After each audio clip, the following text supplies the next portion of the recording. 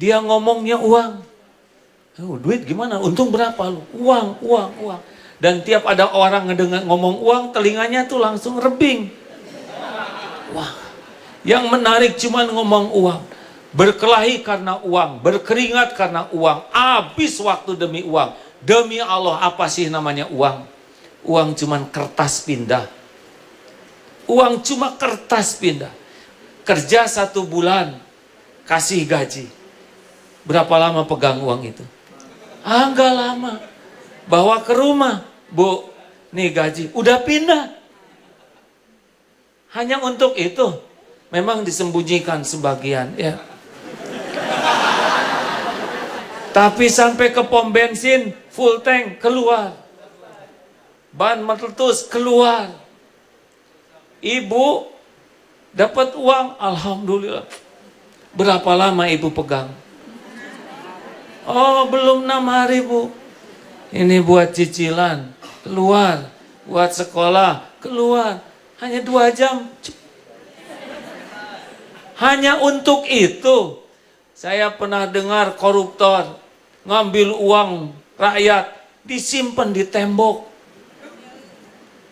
Lihat tidak, pakai tidak, megang tidak, hanya ngusap tembok. Ini kan sakit jiwa, hadirin. Sesungguhnya koruptor itu orang yang sakit jiwa. Karena kalau pikirannya normal, dia tahu bahwa uang itu tidak ada apa-apanya.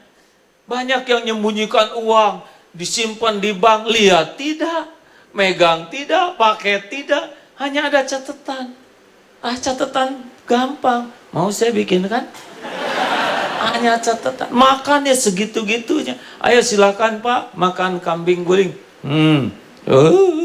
Kolesterol. Bang, kita makan sirup.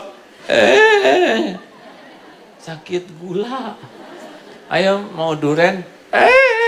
Asam urat. Uang miliar-miliar. Merasa bangga. Siang malam hanya untuk itu. Dinikmati tidak, dilihat. Ini kan maaf ya, agak sakit jiwa sebetulnya. Karena jiwa-jiwa yang normal tuh ngerti. Uang ini adalah hamba dia untuk beramal soleh. Senang keluar uang, nolong. Ini bahagia, itu bisa sekolah, ini bisa lunas hutang, ini bisa ke Mekah, ini bisa beasiswa. Ayo, nah itu benar bahagia, itu normal, itu sehat. Tapi yang tidak sehat begitu saja. Sampai tua begitu. Mati, dibawa tidak? Ada yang matinya dikubur pakai gepokan uang? Pakai uang logam? Enggak ada, Bu. Mati sekejap itu jadi bukan milik dia. Makanya maaf, saya tidak mengatakan harus miskin. Tetapi jangan diperbudak kekayaan. Ada juga yang nanya, mau jadi orang kaya? Tidak. Beneran? Benar Pak. Saya kalau ditanya mau jadi orang kaya harta, tidak. Tapi kaya ilmu, kaya amal, kaya hati mau. Kenapa nggak mau jadi orang kaya harta? Tidak penting jadi orang kaya. Yang penting tuh setiap perlu.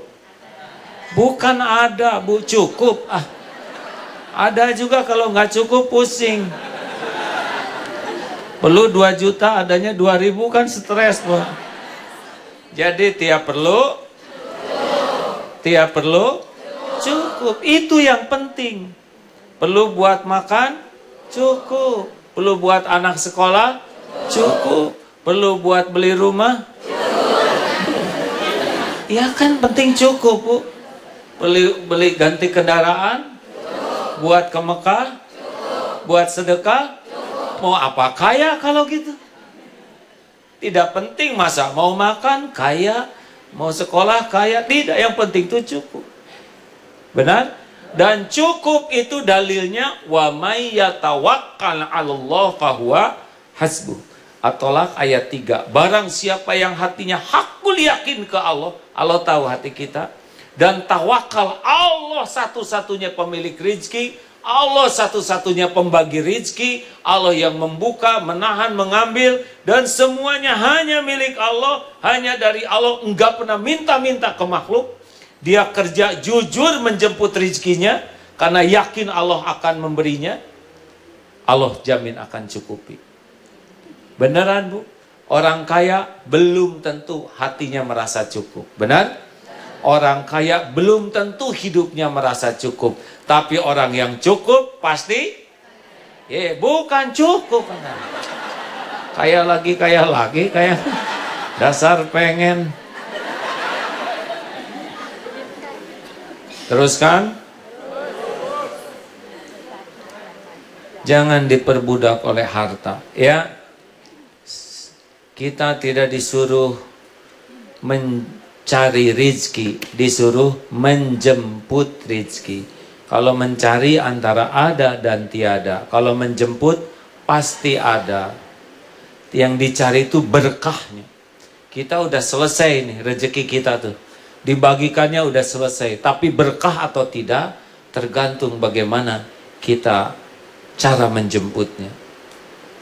Kalem. Apalagi yang suka memperbudak? Ibu apa? Hah? Enggak, ibu-ibu apa? Suami.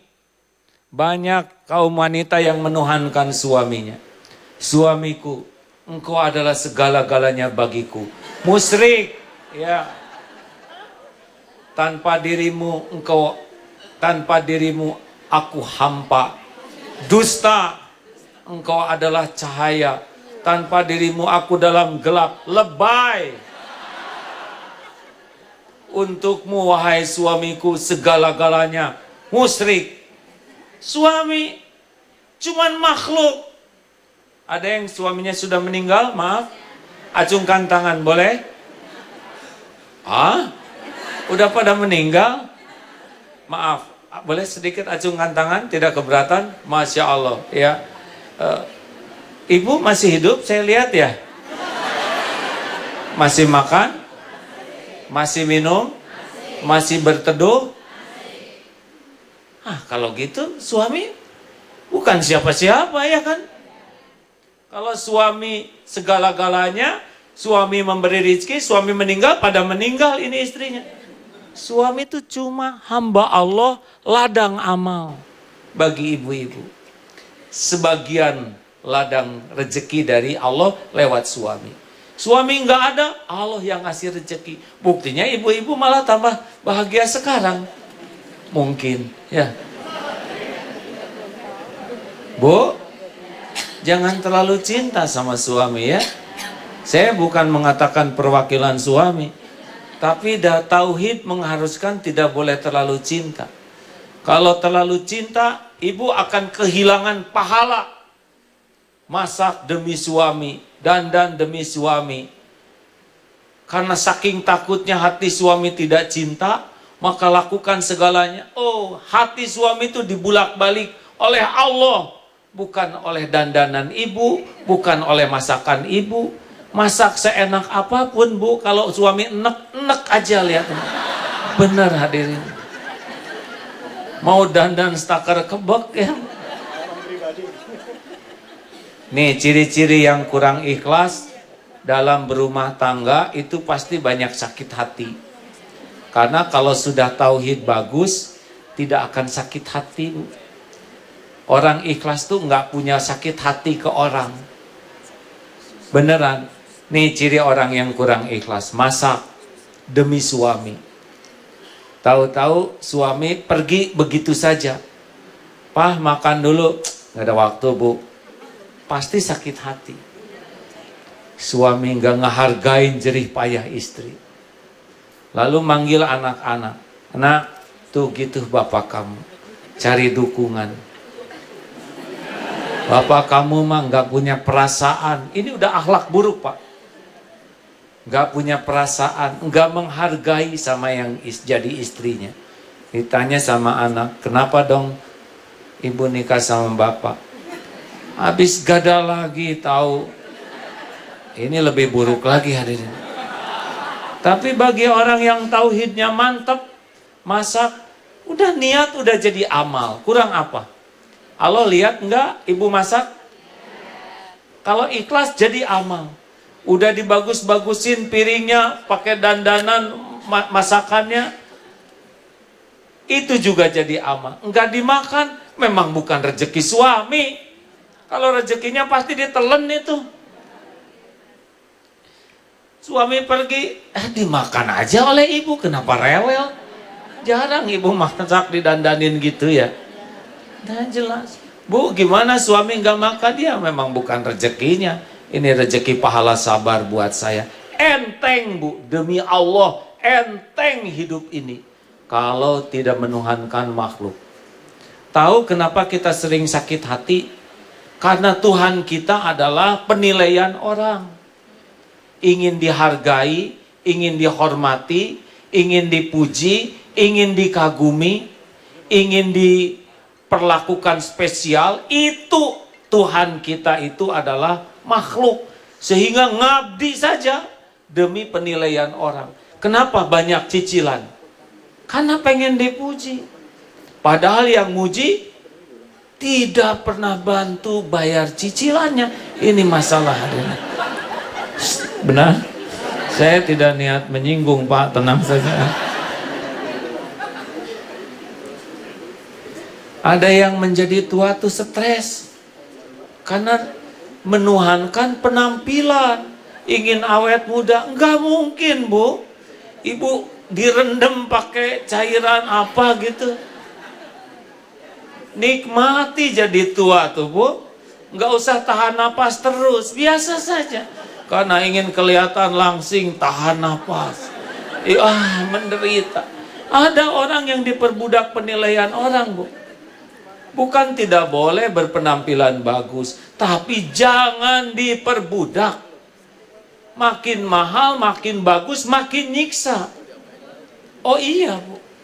Coba yang sekarang stres, ini pasti yang slopnya mahal, bagus, dan belum lunas ya. Yang tenang ini, yang pakai sendal jepit kiri dua-duanya. Tenang. Bu, serius hadirin. Makanya maaf, ada yang diperbudak barang bu. Ada yang diperbudak penilaian orang. Nah, tauhid membebaskan kita dari perbudakan itu. Memahami tentulah tidak hanya sekedar ucapan di dalam mulut atau sesuatu yang kita baca cukup kita katakan paham dengan sekedar menghafal.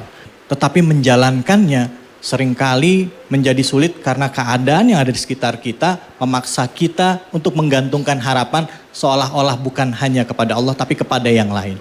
Nah untuk itu jangan kemana-mana, kita masih akan lanjutkan lagi. Kita dengarkan tausiah bersama Kiai Haji Abdullah Gimnasiar.